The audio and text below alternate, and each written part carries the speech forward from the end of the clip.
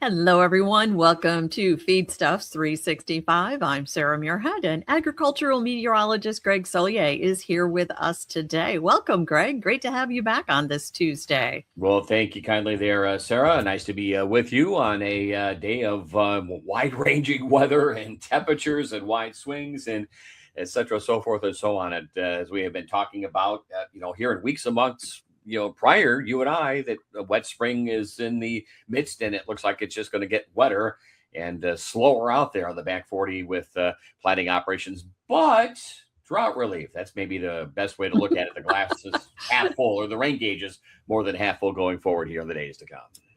Yeah, the fields out my way up here in northern Illinois, it's more than half full. I still got a lot of standing water out there, but again, you Yeah, say drought relief, so there you that's a go. positive. The Des All Plaines is right. in flood stage in my part of the world, coming out of southeast Yep. Wisconsin and northeast East Illinois.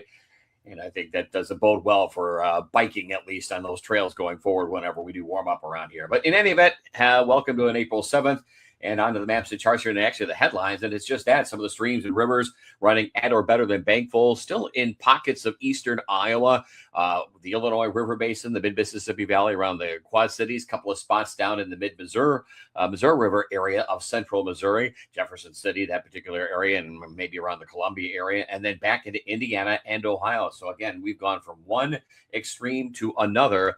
And I think it is just the start of what's going to be a pretty character building, challenging field work season. At least the first half of it.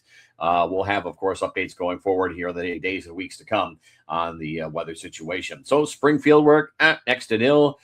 Before we got into all this wet weather, there were parts of Missouri that had about 4 to 5% of corn planted there. But again, they have not had much opportunity through northern and central areas of late. Cold air has been playing out through Montana. It's situated now across Minnesota, areas north of the Sioux. Northern Wisconsin was down in the single digits this morning, down below zero in pockets at the Arrowhead of Minnesota. Past couple of mornings north of Sault Ste. Marie, where there's a lot of snow still on the ground. These cold highs this time of year like to migrate to either cold lake waters or snow cover. And the snow cover is bountiful in the northern most areas of the Great Lakes north of the St. Lawrence. And so readings there were down below zero.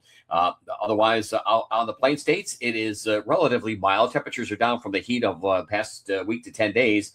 But soil moisture deficits continue to come into play. The winter wheat crop has broken dormancy, and quality, that's about the best way to call it. And so some rain is certainly needed. And there's rain in the forecast, but this time of the year, that usually means an increase in severe weather potential. So we'll see what happens there going forward here in the days to come. Some shower activity across areas of the far southern plains regions of the southern of Texas, I should say. Some shower activity in the southern Texas, the southern mid-Atlantic region. Temperatures more realistic for the time of year for early April in the southeastern states. And again, and there's actually an increase in fire potential in parts of the Cotton Belt country of Georgia the next couple of afternoons. So winter grains, spring grains are showing already some sense of dry and drought-related stress into the southeastern states, whether it's double crop areas, cotton, et cetera, so forth and so on. And sometimes these setups here and these winding down of La Ninas, not super conducive to getting rainfall in good shape. It will be better going forward here across the middle part of the country.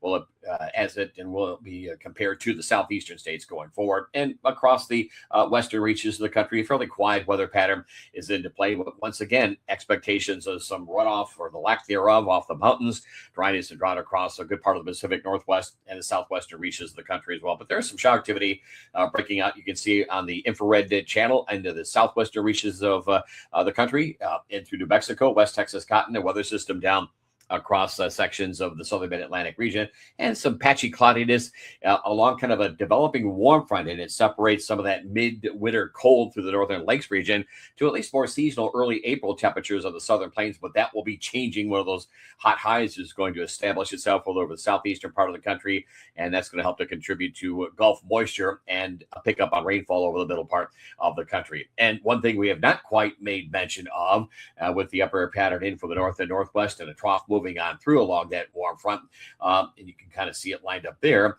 and more so here with cool high pressure over the northern lakes region. That's kind of helping to feed into little sprinkle activities, a touch of light rain into southern sections of Iowa and parts of southern and western Illinois. However, this morning on the overnight hours, anywhere between a dusting, a coating around maybe the Omaha area to around, let's say, areas south of Des Moines, where there are winter weather advisories, as much as 2 to 3 inches of snow on the ground this morning.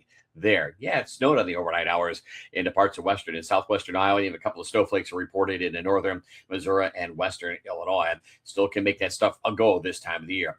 There is the areas of precip down through Florida and southern mid-Atlantic regions. And then a lot of this moisture over the central and southern Corn Belt areas is up a lot. But again, sprinkles, snowflakes, a little rain snow mix, and a chilly day's worth of weather underway over parts of the west central Corn Belt areas of Iowa and at northern Missouri. And well, Sarah, let's take a look at things going forward over the next couple of days and some of that snow that we made mention of into western and southern Iowa. A little rain and snow mixed will continue on, but winding down as temperatures moderate this afternoon. And again, some spots between a coating and a couple of 2 or 3 inches have been reported from about Omaha to just west and south of Des Moines down to about the Missouri border. So still a hint of wintertime there. Otherwise, some welcome rain in some of the key drought areas of Florida and over the southwestern reaches of the country as well. You can see a weather system fast moving later on this afternoon in through tonight across Big Sky country, and that developing warm front, that hatched red area from about the Black Hills down across areas of the Ozarks and then cutting across the southeastern states. It's chillier, more typical,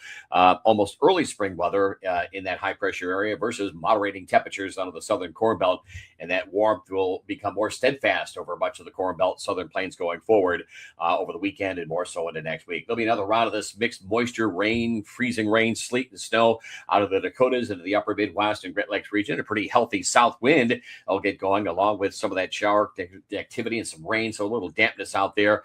And we keep those grounds soft and muddy, but focus more on the western Corn Belt and points to the north from there. A couple of fast-moving spells of shower activity by tomorrow afternoon and evening time, a rumble of thunder. Don't think there's going to be anything of super significance that will worsen, but we're not going to make any headway at the same time on improving soil moisture levels and the ability to get out there across at least the Midwest. That particular weather boundary, by the way, that system by Thursday morning kind of peters on out. We've got 2 more features lined up right behind it. And once again, one of these little rain snow mixtures over the Dakotas, some beneficial, albeit much lighter rainfall over parts of the Nebraska and Kansas area, and a few sprinkles and a spotty shower into parts of the Midwest and southern Great Lakes region. No real severe weather for now.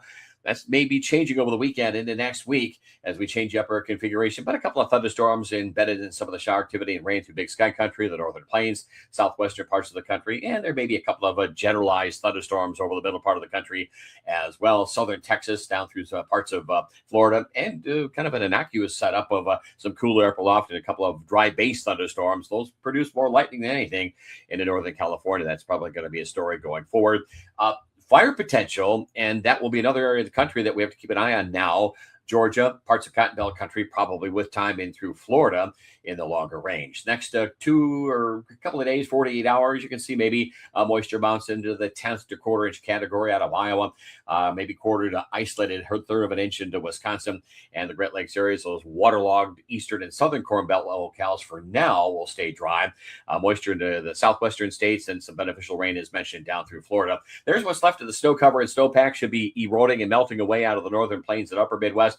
It is significant. Still a good solid 6 to 12 on the ground north of the St. Lawrence and around Sault Ste. Marie up to Hudson Bay and James Bay. So there's a pretty good cold air source and getting colder air source region out of southeastern Canada. Next 5 days, you can see a weather system out of California, the Pacific Northwest. They kind of all get together for an upper feature moving on in there. So there will be the welcome return to some moisture. It's late in the season, but we'll take the rain, probably some very high-based mountain snows. Don't foresee any much improvement there. A couple of thunderstorms in that low over the Pacific Northwest, but you can see how those upper waves configure their way into the middle part of the country in a very broad upper level wind flow from southwest to northeast on Monday and Tuesday of next week. Sometimes you get that setup, you get fronts that get stall out, you bring warmth and humidity off the Gulf Coast, and then just the slightest little mechanism, you're off to the races and making rain and showers and thunderstorms. This time it'll be in the plains and Corn Belt locale. So one weather system on the move between Friday and Saturday, another bubble high in for Saturday into the Great Lakes region, another warm front on the move, another couple of lows moving out of the plains, and they just kind of set up, and they will now begin this track over the same areas. The upper configuration allowing from central plain states into the Great Lakes areas, a storm track or lows from there. Cool air settling into the northernmost areas of the country. Gulf warmth and humidity and almost an early summer feel. Gulf Coast, southeastern states into the Ohio Valley and points east. Boundaries get stuck there, whether they're from thunderstorms or actual systems. And so you can just kind of check off the box each and every day of how we'll make rainfall. And it'll be probably just one of these broad brush days of 40 to 50 or 60% coverage, showers and thunderstorms. Some days you get more than others, but the general effect is a weather pattern going forward. And so that's pretty much the story. Going forward, maybe as much as 1 to 3 inches of rain across Florida. The freezes have been of concern for at least early season vegetation. They were down in the low to mid 30s at East Central Illinois this morning. Parts of the far southeastern Corn Belt, again, maybe about 29 to 34 for tomorrow morning. And again, precipitation into California, getting heavy into the plains and approaching parts of the southern and eastern Corn Belt during the late portion of this week, into the early part of the weekend, and then next week as well. It's a very active weather pattern. You can see the heavy rain events and the really severe weather potential lining up over the Corn Belt, western and southwestern areas, and back into the central and southern plains. So livestock managers, bin and barn operators, this time watch for lightning and significant rainfall that should help A, winter wheat fields, B, pasture lands as well. But it may ultimately come out to be too much of a good thing. And there's the next 7 days plastered into the Lakes region, this time the western through southwestern Corn Belt. But again, some of those areas are wet too, and somewhat improved over the upper Ohio Valley. But the farther west you go into that area, the more significant of the rainfall that'll go all the way down to Texas, parts of the western states, down through Florida as well. So you kind of get the picture really from the Ohio and points westward. Welcome moisture is in store in the days and weeks to come, but probably additional lengthy field work delays. There's the drought monitor from late last week. Again, the worst over the central plains, southern plains, down through Dixie, the Delta and southeastern states, and marked improvement, except for a couple of small pockets out of east central Illinois and parts of northwest Ohio with regard to dryness and drought. And we should see some significant improvement on this week's drought monitor in through Missouri as well. Temperatures during the course of the late portion of the week, 50s and 60s. The warmth is pooling through the Ohio and the southern plains. It jumps northward Sunday. So we're going to have this boundary that's going to shift back and forth until it stalls out in this orientation, southwest to northeast across the plains and into the Lakes region. And so we'll get this wide range of temperatures, which includes 70s and 80s and a steady climb on humidity and dew points, only to see Tuesday another wedge of cool air build into the middle part of the country in this wide range of 20 to 30 degree temperature spreads across a small area that is perfect setup for rain, showers, thunderstorms, and probably severe weather potential as well. Next 6 to 10 days, the trough is in the west, the warm ridge in the southeastern part of the country. Weather systems track southwest to northeast, classic spring wet weather pattern, which will include temperatures running probably a good most days 10 to as much as 15, almost 20 degrees above average. That's generally upper 60s and 70s away from the Great Lakes into the central Corn Belt locales, upper 50s and 60s up into the uppermost areas of the Corn Belt, back into the northern plains, and probably mid 70s to mid 80s from the Ohio River, or at least the I-70 corridor and southward, and probably some 90-degree heat over the southeastern part of the country. Not much help there. Increased fire concern, you betcha. The rain for now in the mid-Atlantic and the Florida region will be very much welcome, and you're probably going to ultimately, I think we're going to see some teleconnection to these rain areas from the Great Lakes into the southern plains, parts of the southwestern states too. And remember, the steering currents as you get deeper into spring and summer, slow, hence the showers and thunderstorms slow as well. Still a broad southwest wind flow 2 weeks out, and still 2 weeks out. Here's the warmth. The cool air is still locked into the northern plains. I think with time it will propagate southward, but that's a late April, early May setup. And there's the opportunities for kind of a broad brush stroke from the government models, but wet weather pattern expected over the middle part of the country and across the western reaches as well. We'll have our next live stream on April 22nd. That is a Wednesday at 1 in the afternoon. So, Sarah, that's it from the weather office in this range of weather, range of springtime, range of temperatures, and all that adding up, which should be incrementally going forward here.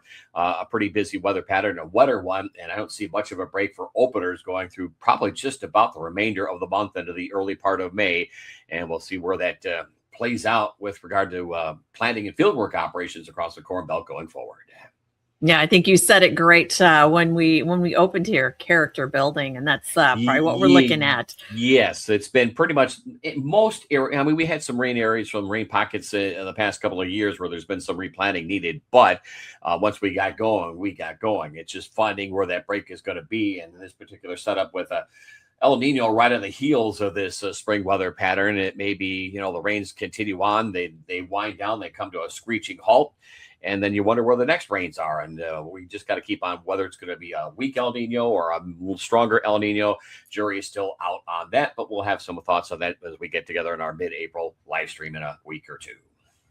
Exactly. We'll keep you posted. Check on the put that on your calendar and check every Tuesday, Friday throughout the week with Feedstuffs 365 and on weekends with This Week in Agribusiness.